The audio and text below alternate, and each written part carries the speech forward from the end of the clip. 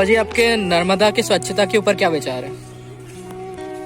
स्वच्छता नहाने वाले को प्रशिक्षित करेंगे, नहाने वाले के मन को साफ करेंगे, उसके बुद्धि की स्वच्छता होगी तो वो है ना, ये आत्मा के सत्याग्रह का विषय है। कोई अपने मन में चिंतन करे कि हम इस नदी से क्या समझते हैं, क्या ये लॉन्ड्री है, इसमें लोग साबुन से कपड़े धो रहे हैं, नहा रहे हैं, क्या ये धोबी घाट है? ये क्रांति का विषय है, जो अंदर उठने वाली क्रांति है। जब अंदर आदमी समझेगा कि ये कौन है, तब वो यहाँ धोबी घाट सब नहीं समझेगा, इसे लॉन्ड्री नहीं समझेगा, है ना। तो ये मन की स्वच्छता का विषय है। इसमें सफाई कर्मचारियों की संख्या बढ़ाने से और बैनर लगा देने से नर्मदा स्वच्छता नहीं होगी। स्वच्छता जब आएगी जब एक एक आदमी मन के अंदर ये क्रांति हो जानेगा कि हम क्या कर रहे हैं, है ना, और नर्मदा क्या है ना। मैले कपड़े धोते हैं, नहाते हैं, है ना, साबुन लगाते, कुत्तों को नहलाते हैं। मैंने कई ऐसे दृश्य देखे, घर के कुत्ते ला करके यहाँ नहला रहे हैं। तो इसलिए स्वच्छता का मतलब है मन की स्वच्छता, आत्मा की स्वच्छता। एक एक व्यक्ति की आत्मा को टटोलना पड़ेगा, उसे उसकी आत्मा को झकझोरना पड़ेगा, तब नदियां जो है स्वच्छ, गंगा स्वच्छ।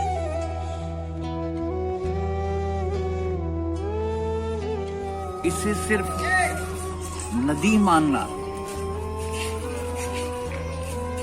इसकी पूर्ण जानकारी नहीं मिलेगी।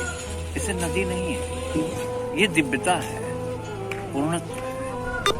जब तक आप दिव्यता का अर्थ नहीं जानोगे तो आप नर्मदा जी को नहीं समझ पाओगे। और दिव्यता का मतलब तब जान पाओगे जब आप अध्यात्म को जान पाओगे। और वो कैसे जान पाएंगे? ये तो विद्या की शरण में आना पड़ेगा। जो सनातन धर्म की विद्याएं हैं उसकी शरण में आना पड़ेगा, तब आप विद्याओं को जानोगे, और विद्याओं को जानोगे तो दिव्यता को जानोगे, दिव्यता को जानोगे तो दिव्यता की इन सारी स्रोतों को जानोगे।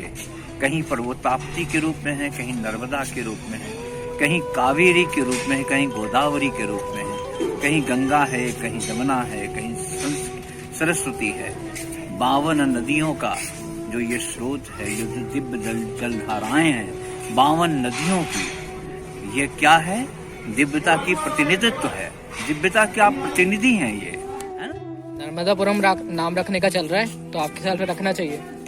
बिल्कुल रखना चाहिए, क्योंकि जो हमारे प्राचीन इतिहास है और जो प्राचीन बातें थी उन्हें वापस लाना चाहिए, और वापस गुरुकुलों को लाना चाहिए, है ना।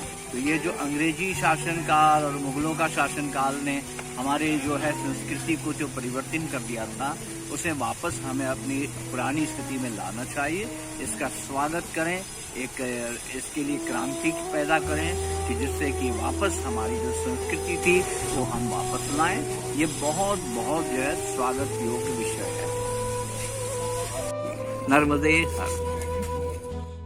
तो भाई है ना, बाबा जी ने बहुत सही बताया नर्मदा जी के ऊपर, स्वच्छता के ऊपर क्या करना चाहिए, कैसे सब कुछ होगा यहाँ ठीक।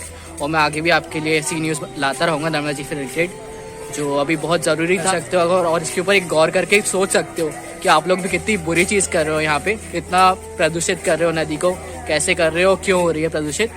तो ये बहुत बड़ा विषय है, आप इसके ऊपर थोड़ा सा विचार करें। मिलते हैं नेक्स्ट ब्लॉग में ऐसे ही। जी, बाबा जी का शुक्रिया, आपने बताया हमें ये सब नर्मदा जी के बारे में। ठीक है, बाय।